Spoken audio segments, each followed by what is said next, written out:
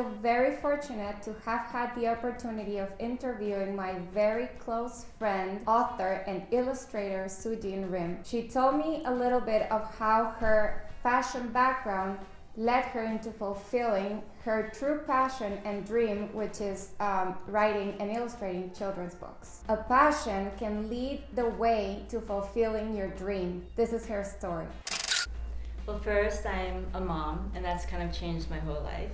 I was in the fashion industry for several years, designing shoes and bags, and at the side I've always have done illustration. I would freelance for companies like Target or Tiffany's. And I've always wanted to do children's books, and I feel very blessed by being reached out by a publisher to see my interest about illustrating a children's book. And there's a series called Birdie's Big Girl Shoes, and that book has turned into a series of 6 books.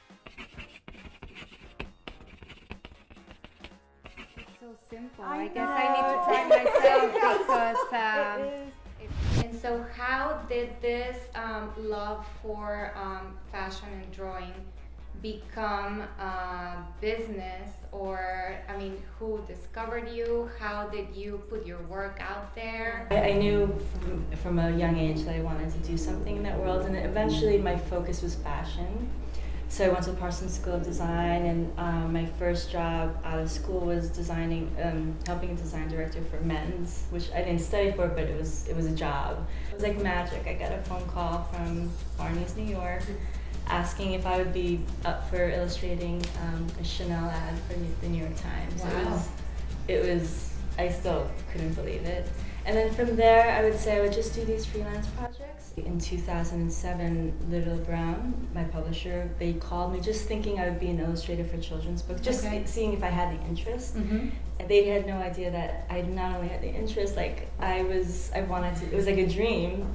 And I was also interested in writing the books too, so it took about 2 years from there, but in 2009, Birdie's Big Girl Shoes was launched, and I was pregnant. I mean, there was so much going on, and I moved from Brooklyn to Westchester, like my life was upside down. What would you say to somebody who's discovered they have a talent for something, anything? How can they pursue their dreams? I think when you know you love something, or you discover you're good at something, or something just makes you feel happy, I would just say go for it. And don't get discouraged. I could have easily, originally my parents were kind of not psyched that I wanted to be an artist. Like the Asian parents always want the kids to be a lawyer or a doctor.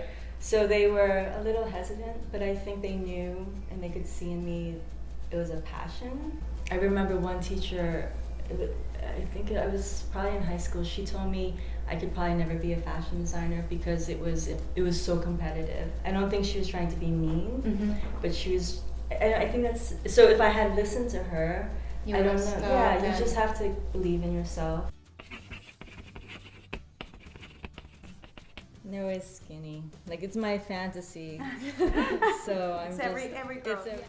And if you're crazy about reviews and can't take criticism but are still willing to go into this world, take a look at how Sujean deals with all of it.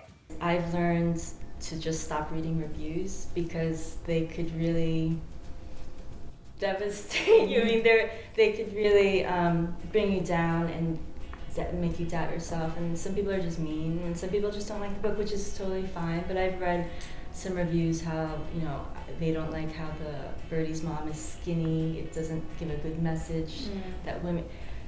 I would just sort of, things like that do affect me. So I just try not to read it and stay away and just keep believing. I know that my intentions are good. Like I don't try to. I'm all about. This Birdie is about girl power to me. It's about making girls feel empowered, and they're not always princesses. So that's the message I'm trying to bring. And if people don't see that, it's tough luck. Yeah, no, right. You can't make everyone happy.